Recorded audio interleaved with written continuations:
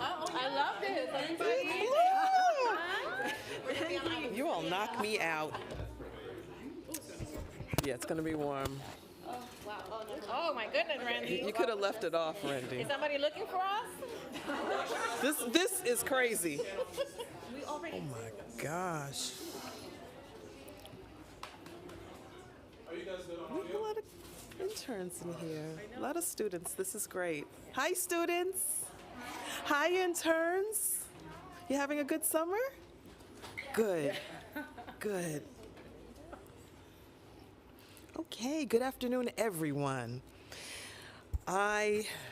Before we start with our agenda, I do want to take a minute to discuss some troubling recent developments in our city. Respect for the laws, democratic governance, and the separation of powers is the foundation of representative democracy that underpins our city's local government. When these norms are eroded, the result is a weakened democracy. The effect is a government that is less responsive to those that it represents and the lowering of safeguards that protect the public interest. Over the past few months, we've seen attacks against the rule of law with unprecedented disregard for laws passed by the independent legislative branch, abusing the power to declare a state of emergency. We've seen a rushed charter revision commission that circumvented the public transparency, feedback, and scrutiny of the legislative process to advance certain changes to law that do not require a charter revision commission or vote a referendum. An independent and separate legislative branch of government is essential to hold the executive branch accountable. As the city's legislature, the City Council changes laws throughout a robust, open legislative process where the public can provide input and testify. On average, a public safety bill goes from introduction to passage in 292 days, and all other bills take 280 days. In the process, we hear from all stakeholders, including the executive branch and its relevant agencies, advocates working on the issues, and members of the public. This is how we craft thoughtful and meaningful legislation that improves the lives of New Yorkers by ensuring city agencies meet their needs. It is ironic and an immense hypocrisy that the Commission inaccurately claimed deficiencies in the legislative process to justify its actions when it actually failed to come anywhere close to meeting the baseline expectations of the Council's process. The Commission existed for less than 60 days and released concrete proposals less than 2 days before voting on them, with absolutely no opportunity for public testimony on them. In fact, it even amended those proposals just hours before its final vote with no public notice or explanation of its changes until minutes before voting. The Commission claimed these changes were the product of being responsive to feedback, but the reality is that they occurred after learning of the threat of lawsuits to reduce their risk of legal exposure. At the same time, other changes proposed by the Commission have sought to give the executive branch unprecedented control over the legislative branch's processes, centralizing more power within the executive branch by giving it control over the independent legislative branch's process sets a dangerous precedent. It would leave the government less responsive to New Yorkers and have long-term implications for the functioning of our city that go beyond this current administration and council. This isn't about a disagreement between this mayor and council. It's no longer about advice and consent. This is about our local democracy and whether we have the government that is accountable to the people of our city. This is tantamount to mayoral control over the duly elected legislative branch of the City of New York. We've also seen independent oversight agencies become the target of attacks, whether it is those responsible for civilian complaints of police abuse or campaign finance. This disregard of democratic governance and processes cannot be normalized. The strength of our city, our government, and our democracy relies on upholding these principles that safeguard public confidence and trust in our institutions. It is important for all of us not to lose sight of this by minimizing these circumstances as routine to the political process, because it is not, and it should not be, unless we're all okay with losing the strength of our democracy. Now we'll move on to our stated agenda. First, we'll vote on the following land use items. Bronx Metro North Stations rezoning. A neighborhood rezoning boosted by a historic commitment of local infrastructure and neighborhood investments secured by the council that will add approximately 7,000 new homes, revitalize the local economy, and activate key corridors surrounding forthcoming Metro North stations in the East Bronx. The council proposes to modify this series of applications from the New York City Department of City Planning to better align with neighborhood character by adjusting heights and densities in key areas, returning minimum parking requirements to those in the existing zoning, and adjusting MIH options to better reflect incomes throughout the Parkchester, Van Nest, and Morris Park neighborhoods in the Bronx. These land use changes will facilitate the creation of new housing and home ownership opportunities at a time when our city faces a dire housing crisis with not enough homes for New Yorkers. To support the development facilitated by this zoning, the council has secured a capital commitment package from the administration that will provide upgrades to parks and open space, improvements to local schools, street safety improvements that will benefit pedestrians, cyclists, and drivers alike, critical investments to sewer, water line, and flood infrastructure, and capital funding for upgrades to the 49th precinct. This historic investment and planning effort would not have been possible without the tireless efforts of Majority Leader Amanda Farias, Land Use Committee Chair Rafael Salamanca, Zoning Subcommittee Chair Kevin Riley, and Council Member Christy Marmorato. We also thank the Department of City Planning and Administration. 3033 Avenue V rezoning will facilitate a new 9-story mixed-use development, including ground floor retail and approximately 109 housing units, 27 of which are affordable units in the Sheepshead Bay area of Brooklyn in Councilmember Narcissus District. The council proposes to modify these actions by removing MIH option 2 and adding the deep affordability option. 197 Berry Street rezoning will reduce existing development parking requirements from 142 accessory parking spaces to 42 in order to convert existing parking spaces to a self-storage facility containing 300 self-storage units in the Williamsburg neighborhood of Brooklyn in Councilmember Gutierrez's district. The remaining 42 parking spaces would remain accessory to the residential building. Wings and Seafood Sidewalk Cafe, the council will vote on disapproval of an application for a revocable consent to operate a sidewalk cafe in Councilmember Holden's district. We will also vote on 2 applications in Councilmember Ressler's district. 500 Kent Avenue will facilitate the development of a new 23-story commercial building with ground floor retail and waterfront public access in the Williamsburg neighborhood in Brooklyn. The council proposes to modify these actions by clarifying in the associated restrictive declaration how certain mitigation measures will be coordinated with appropriate city agencies. 712 Myrtle Avenue will facilitate the construction of a 9-story mixed-use building with approximately 62 units, including 15 permanently affordable units in the Bedford-Stuyvesant neighborhood of Brooklyn. The council proposes to modify these actions by removing MIH option 2 and adding the deep affordability option. Lastly, in the area of land use, we will be voting on 2 applications in Minority Leader Borelli's district. Arthur Kill Terminal, a zoning text amendment, landfill action, special permit, and city map change to facilitate the development of a waterfront site just south of the Outer Bridge crossing in Staten Island into a marine terminal specifically designed for the staging and assembly of offshore wind components, which are essential to supporting New York's transition to green, renewable energy. The council proposes to modify the proposed text amendment to require that any project seeking City Planning Commission authorization for zoning relief under the proposed text amendment must support the city's green energy infrastructure.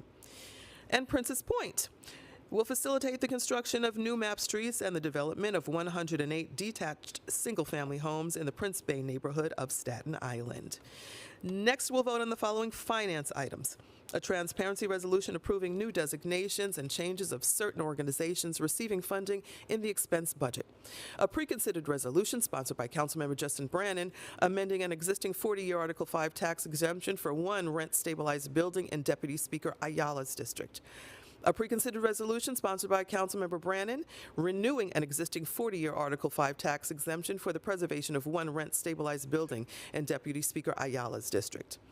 A preconsidered resolution sponsored by Councilmember Brannan authorizing a 40-year Article 11 tax exemption for the preservation of one rent-stabilized building in Councilmember Salam's district.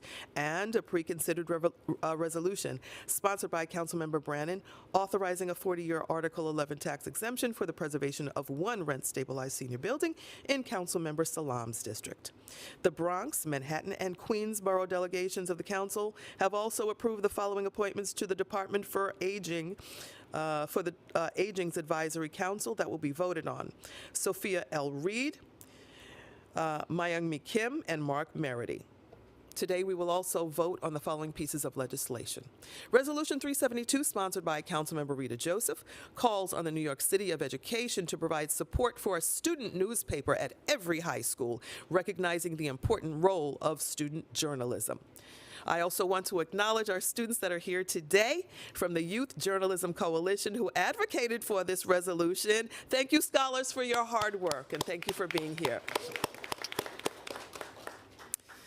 Introduction 745A, sponsored by Majority Leader Amanda Farias, would require the Department of Transportation to publish information on its website about bicycle and micromobility ridership in the city, as well as a description of the projects it has undertaken to enhance the safety and movement of cyclists and other micromobility users on the streets and bridges under its jurisdiction. This bill will provide a transparent, data-driven perspective into the work of the department to keep New Yorkers and all street users safe. The website will be updated monthly when data is available and at least once per year. Now I invite Majority Leader Farias to the podium to discuss her legislation. Good afternoon, everyone, and thank you, Speaker, for letting me speak about the bill. I'm proud to be passing my bill today, Introduction 745, requiring DOT to conduct an annual study on cycling activity in the city for the previous year. On the DOT website, it reads that New York City's Department of Transportation's goal is to accelerate the growth of safe cycling by providing a system of bicycle routes that traverse and connect all 5 boroughs, while also creating a dense, fine-grained network of bike lanes in communities where cycling is already a popular mode of transportation. Intro 745 ensures that this is not just the goal, but the standard, by bringing concrete data to the table to assess and reassess what works, what's not working, and where we need additional services. With more than 900,000 New Yorkers riding a bike regularly and our city's concerted effort to build more bike lanes, it is clear that transit safety and innovation is a top priority for this council. The study outlined in the legislation will require the department to identify key information like frequently biked streets and bridges to be able to make data-driven improvements to micromobility citywide. The study and the legislation will work to maintain New York City's status as one of the most transit-rich cities in the world and allow for more people to feel comfortable on a bike and for our cyclists and delivery workers safer on their daily rides. I would be remiss if I did not take a small moment to also speak about Bronx Metro modifications we're voting on today is really a testament to the City Council's collaboration, our dedication to the communities that raised us, and our love for our home borough of the Bronx. Not only will this rezoning bring much needed affordable housing, more local jobs, greater transit accessibility, but we'll also see substantial infrastructure upgrades throughout the surrounding areas that have been desperately needed for generations to come. Thank you for the additional time, and thank you all. Thank you. Introduction 460A, sponsored by Councilmember Sandra Ung, would require the Department of Homeless Services, or DHS, to report on the feasibility of contracting with community-based organizations to accept and process applications for shelter intake for families with children. The Commissioner of Homeless Services would be required to deliver the report to the Mayor and Council no later than 1 year after this bill goes into effect. I invite Councilmember Ung to discuss her bill. Thank you, Speaker. Today, with the passage of Intro 460, we will take an important step toward making our city shelter system more accessible and compassionate for homeless families with children. Currently, families are forced to navigate a system that asks them to travel miles, often with young children, to reach the PATH Intake Center in the Bronx, the only intake center for families in the 5 boroughs. No family should endure the added burden of a long, difficult trips across the city just to access emergency shelter they desperately need. However, we know the first stop for many families in crisis is not the PATH Center, but their local community organizations. The same organizations that's been working tirelessly on the front lines, providing culturally competent and in-language service that our immigrant community rely on. These community-based organizations are trusted. They're present where families live, and they're already doing much of this important work. They should be empowered to do even more. That's why this legislation is so important. By requiring the Department of Homeless Service to study the feasibility of partnering with these local not-for-profits to process shelter intake applications, we are taking a common sense approach to serving homeless families where they're at, rather than making them come to us. I look forward to working closely with the Department of Homeless Service as they conduct this study. Together, we could find ways to streamline the intake process and reduce the unnecessary stress placed on some of our city's most vulnerable residents. This is about making our system work better for those who need it the most. And I'm confident with the support of my colleagues and our partners in the community, we can achieve that goal. Thank you to Speaker Adams for the leadership and support, and I look forward to City Council's vote on Intro 460. Thank you very much. And Introduction 123A, sponsored by Deputy Speaker Diana Ayala, would prohibit DHS from requiring children to be present in person at an intake facility when their family applies or reapplies for placement at a homeless shelter. There is an exception for when DHS requests to remotely view a child and is unable to do so within 24 hours, or when a child has not checked into their assigned shelter by the shelter's curfew on the day following placement. I invite Deputy Speaker Ayala to the podium to talk about her legislation as she melts. As I melt, I think I'm convinced that I'm allergic to the lights. But thank you, and I really want to shout out Councilmember Ung's bill, because I think that it's an important bill. I think, most people think of it as something new, and it's actually something that, used to be done many years ago. When I was in shelter, there were PATH centers throughout every borough. The fact that we are now limited to just one, and that people from far away deep into Queens would have to then, travel under the stress that they're already, facing, right, and feeling at the threat of being homeless is a difficult process. We don't want to add any undue burden on anyone. And so looking at different innovative ways that are cost efficient to ensure that we have this service at every borough is really important. But while we're doing that, what my bill would do is very simple, is that it would not require that a parent bring a child with them, right? That we can video chat and still have that connection with that child and know that that child is part of that family, but not have to subject that parent from having to bring the child physically to PATH and sit there for hours and hours on end, which is what happens. During the pandemic, the agency opted to do virtual, which was great, which is kind of the intent of this bill. So this bill will simply now codify what they're already doing. And I want to thank them for that, because again, and I keep coming back to my story, but I remember going into shelter and I had a 1-year-old in a carriage, They don't want to sit there. They're hungry. They're restless. They don't want to sit in one place for a certain amount of time. And sometimes back then, it could have been anywhere of, 24 to 36 hours.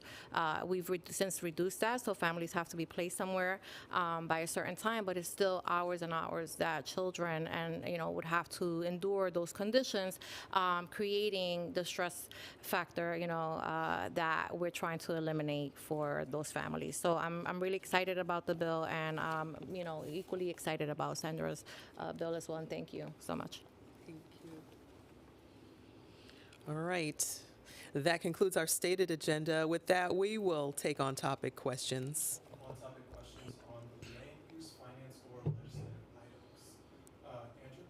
Yes, Speaker, on the Bronx redevelopment plan, what can you say to New Yorkers about how soon this type of thing might make a difference in their lives, given that the MTA's plan for the Metro North stations isn't until 2027, and a lot of the housing might take closer to a decade there. So people hear about it, they get excited about it, but the reality is it doesn't answer the immediate housing crisis. Thank you, Andrew. As with any entree into new building, it's something that certainly doesn't happen overnight. So this will take a while to happen. We're talking about 7,000 units. We're talking about a lot of other amenities and a major facelift to 3 districts in the Bronx. So I agree with you in that in the immediate future, we may not see as much as we need to see in the immediate future, but certainly this is going to address the larger scale need for housing and more housing in the city of New York, particularly in those 3 districts in the Bronx. Yeah, thank you. Oh, yes, Amanda, I please. just want to add, sorry about that. Just want to add on a little bit to what the speakers also stated. A part of this and a part of the negotiations that we went through is also looking at the 5-year and 10-year capital plan throughout the agencies and their commitments. And so not only are we looking at outwardly into a timeline around the housing, we also got solid commitments for FY26, FY27 in our schools, in our parks, in the street infrastructure, in sewer improvements. So there are things that the people are going to immediately see within the next handful of years, dynamics that are going to shift, seats that are going to open up, programs that are going to happen in schools, bathrooms that are going to be renovated in parks. Some of these parks are also jointly operated parks that are going to also benefit the students at the school. So there are parts of these investments, where I'm happy to share with you all the things that I got committed and we secured, but we're going to see improvements as the housing is also getting built. And so that people are going to be able to hold on to and see the immediate benefit, their tax dollars at work through this commitment, even though we're going to be waiting for some of the housing to be built. Michelle? Hi, Speaker.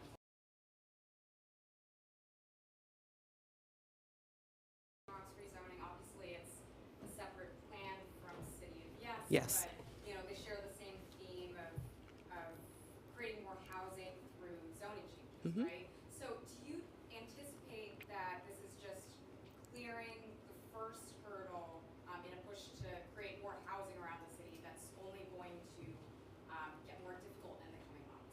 Oh, thank you for the question, Michelle. The negotiation of neighborhood rezoning, it doesn't really determine the expected negotiation on a citywide text amendment that's not yet before us for review.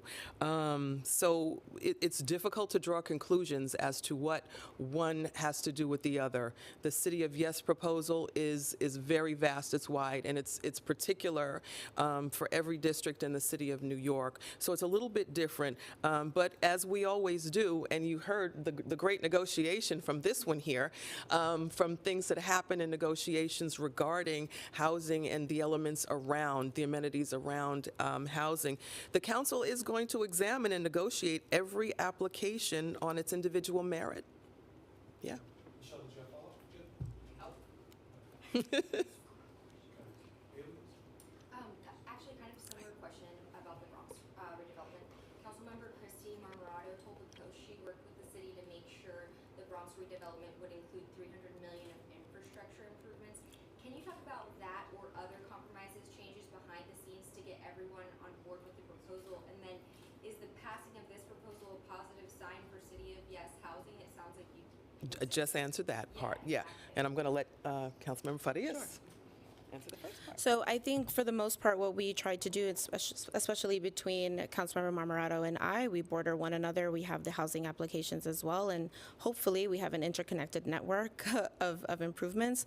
So for myself, on my side of town, we secured nearly $200 million in commitments in terms of different infrastructure, something that Councilmember Marmorato and I share, are $170 million in like sewer, local infrastructure, about $70 million in Department of Transportation efforts. So yes, I think there were a lot of conversations around how can we ensure that there's an interconnected network? How do we make sure communities that are shopping in one another's communities, that our students are going into one another's schools, visiting each other's parks, have a better flow of traffic, of mobility, of shared spaces. And so there was a lot of workings around there on the items that we secured between some of the larger infrastructure projects around safety infrastructure, lighting, even getting like MTA commitment to have security personnel on each of the sites and to have cameras and things like that both of our communities shared in asking for. Does that answer your question? And we can give you a breakdown too on the commitments. It was for the project as a whole, not necessarily just. Well, we secured over $500 million in commitments from the administration on all 4 stations and the housing projects that are within this application. So that involves looking at parking studies, for example, in Councilmember Salamanca's district or in Councilmember Riley's district, where he has expanded bus service there, to additional $10 million for the 49th precinct in Councilmember Marmorato's district, and items that we shared in our parks, schools, street infrastructure, lighting, sewers, and pipes and things like that to prevent flooding, things like that. So I can totally send you the full breakdown of everything. Okay, yeah, so we shared a lot of those in terms of gunning for what were the improvements that we needed for our communities, but they were definitely spread across with securing over $500 million. Thank you. Barbara? Hi, Speaker. Hey, Two more questions about Bronx Metro North. In terms stay of- close. Yeah, and in terms of the negotiations, would it be fair to say that you were nudging any of the members, in particular maybe Councilmember Marmorato, to sort of get to a yes on this? And then second, just to follow up again on City of Yes, with all the caveats in mind that you just laid out, this idea of sort of signing on to the zoning changes in exchange for infrastructure improvements, capital commitments, is that a dynamic that you expect might be in play on City of Yes, that you might sort of take one for the other? You know, there are going to be a lot of dynamics in play for City of Yes, a lot. As you've seen the results coming through community boards, other places, the hearings have been really, really informative as far as what the communities want. So we're going to have interesting negotiation around and fully want the communities involved in that. So yeah, we're going to be dealing with a lot of different aspects of negotiation. As far as nudging, colleagues, our goal, and I've made no secret for anybody in this room, you all know this, our intention when it comes to great projects for the city is always to get to a yes.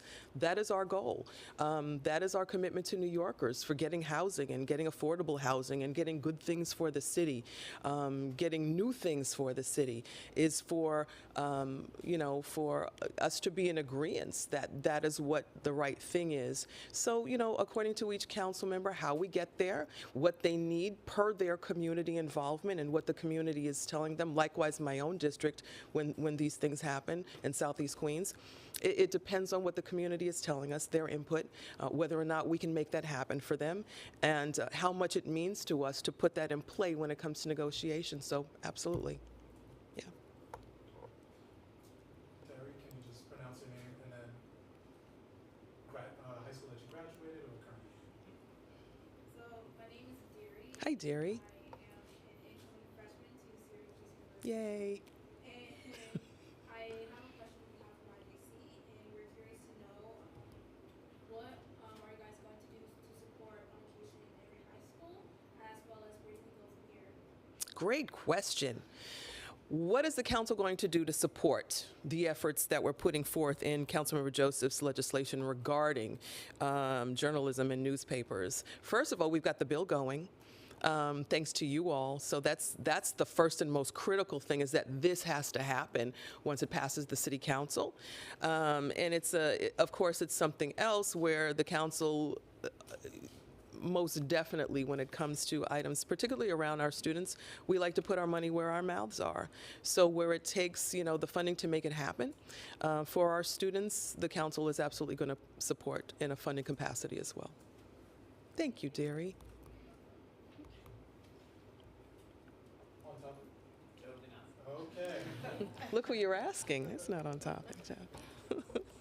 Off topic? Sorry? All right. We're gonna go to. Thank you. Speaker, on Yes. Randy Mastro, which honestly is kind of on topic since you guys are formally accepting the nomination Yep. today. Have you made up your mind where you're standing on his nomination, and do you think there's any chance that his nomination can actually be confirmed by this council? Great question. Thank you, Chris. I take the lead from my members, particularly when it comes to appointments to different places, shared spaces between the administration and the council. The process is going to start, as you said, formally after receiving the nomination at today's stated meeting. And then we've got a hearing on August 27th to hear from the nominee and the public. So we're going to get a full scale of everything that everybody's been asking about for months. We'll finally get it aired out in the public space where it should be. And we'll see what happens from there. What are you hoping to hear from him in a confirmation hearing like this? Well, I've heard from him personally. We have met, so I've heard from him personally. So he will be sharing those things, I'm sure, and just hoping to hear more about his record, more about how collaborative energy can be used for both sides of City Hall. So in other words, you haven't made up your mind totally yet on where you stand? I have not. I will be curious to know what goes on in those hearings. And again, I take a lot of input from my members who will have a lot to say, about the nomination itself. Yeah. Ethan? Speaker, I had a couple of questions about lawsuits, possible lawsuits. So regarding the solitary ban bill, where do things stand with that? I know Jumani talked about possibly taking legal action. And then also with City FEPS, I know Yeah. your office talked about wanting to appeal the decision, tossing out the suit a couple of weeks ago. As far as solitary is concerned, we are considering our legal options to ensure compliance with the law. But the fact is, Ethan, that we shouldn't be in the position in the first place to deal with this, where the executive branch is abusing its authority to defend solitary confinement, which makes everybody less safe, as we know. Declaring a state of emergency simply to block a law from going into effect on the day before its effective date is an unprecedented abuse of power. So we're going to be taking a look at our legal options where that's concerned. As far as City FEPS is concerned, once again, we strongly disagree, which with the decision, and we do a plan to appeal in a higher court. So we'll have more to say on the impact once that happens. Thank you.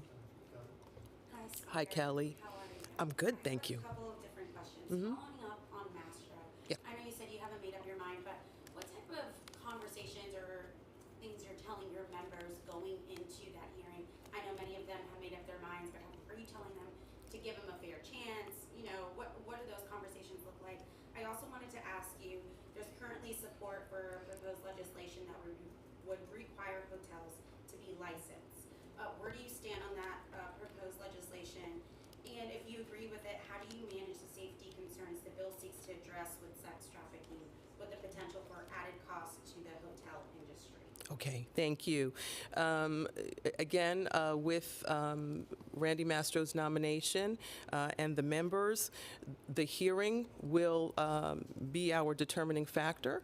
Once the members have a chance to present their questions to Mr. Mastro, I think that is going to be even a greater help as far as, perceptions, record, all of those things. As far as the hotel bill is concerned, what we're seeing is a bill going through the legislative process, and it really is a testament to the value of a legislative process that's transparent and allows for public input, really, as opposed to what the Charter Revision Commission did. So we will be seeing this legislation through. We've had a lot of input so far on what the final will look like, and that's what we're dealing with right now, trying to, get to what that final will look like. And one last question. The races for 2025, the primaries are shaping up. Some of your members who are term limited are getting involved in some of those races. I wanted to know if you're supporting any of them, you've spoken to any of them, what are your thoughts as we go into next year? I've spoken with a few of them have spoken with me, I'll put it that way. I don't want to know anything. But, the reality is for me, it's still really, really early to make any determinations, endorsements, whatever we want to call it. It's really, really early in the process, for me to make any of those determinations. It's just interesting for me, as I'm sure it is for you also, to just watch, as predicted, how the dominoes fall. Once one falls, how the others fall. So it's been an interesting thing for me to watch over the past week or so. I'm excited about watching, but for me, it's still early in the process. Will you just be watching from the sidelines, or do you plan to get involved? Ooh, no comment. Let's just keep watching those dominoes. Can you clearly say your first name and graduating school or current high school? Hi, my name's Hi. I'm a rising junior at Assembly School for Longevity. Great. And my question is around restorative justice and decriminalization of students. So I know the overall budget for this week was just passed, and for restorative justice systems, I believe we got a big chunk, like $7 million. How does the council plan to further those missions and keep them funded for the future? Thank you. That's a great question about restorative justice. And, as you mentioned, the $70 million, and through that allotment, I think that it tells a really, really great story of the council's commitment to restorative justice and our commitment, to maintaining those programs. What we're going to continue to do, like I said, for the question, a previous question, which had to do with a lot of our concern in the council, is that we continue to support those programs. We're not going to shy away from supporting things that we think are going to uplift our youth first and foremost, and others in our society that need our help and need our support. So we're going to continue to do what we have to do. We're going to continue to make sure that we have the best organizations, programs involved. As individual council members, we're really, really close to the programming in our different districts. So we're going to continue to keep an eye on that and stay very, very close to those programs, those providers, and take a look at the results also that those programs produce. That's our commitment. Thank you. Speaker, your rhetoric against the mayoral administration is really strong, but what's next? I mean, what are you going to do to fight back? We just mentioned some lawsuits. There's a potential of getting involved that way, but like with the CRC, you did sue over it. Are you planning on trying to campaign against, telling people to vote no in November? And yeah, what is your response of action to the administration's power grab? Yeah, thank you for that question, Jeff. I think that we were really clear on the day that the commission voted that we do not support their proposals for several reasons, and some of them I did state in the beginning. So as far as campaigns against, we don't really have anything amped up yet to answer that question, but I can let you know that whatever our response is, it will be very, very vocal.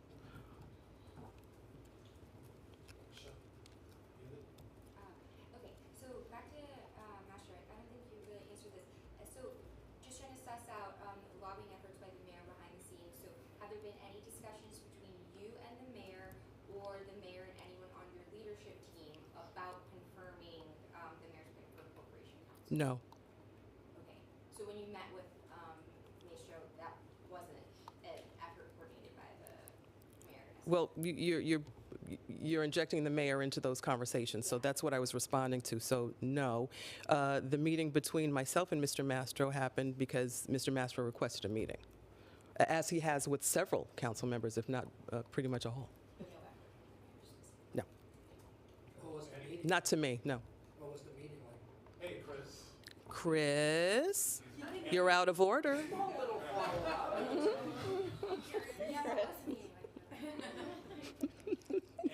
What was it was a meeting. It was a meeting like we have. The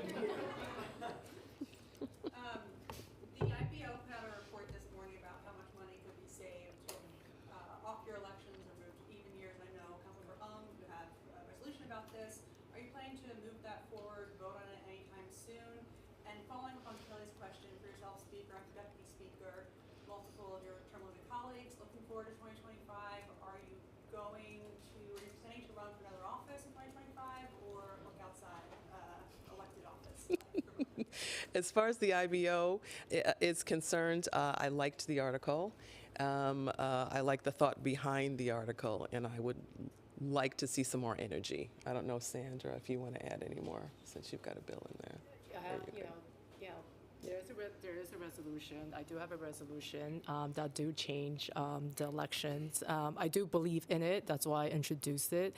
I think it's better. It increases voter turnout. Frankly, that's where I was looking at it, to make sure all communities have the better opportunity to come out to vote. And studies have shown that if you change it to even year elections, that more communities of color will come out to vote. Are there plans to move forward? I know it's a state action, but. Well, we're still, as with everything else, my standard answer is always going through the legislative process, and we'll see where we get to at the end of it. Yeah. Oh, 2025. Oh, that's easy for me to answer. I pretty much answered it. For me, it's still very early in the process. Personally, I'm really, really thankful to have, multiple options available. I come from corporate world, and I've also been an elected official for over 7 years. So I have the best of both worlds at my feet. I'm really happy. So as I, said to Kelly, let's keep an eye out for those dominoes. Speaker, any comment on the decline of outdoor dining with the council's law? Do you have any comment on the decline of outdoor dining? What I will say is that I think that folks are conflating the pandemic outdoor dining emergency actions with now the post-pandemic legal actions and the efforts that now have come forward, which I believe regulation is necessary because that was an emergency situation. Is there any thought about making it year-round again for roadside shows? Well, I think the law is the law right now, and that's where we stand, or where we are. Thank you. Thanks, everybody. Who wanted the picture? Oh, students. no.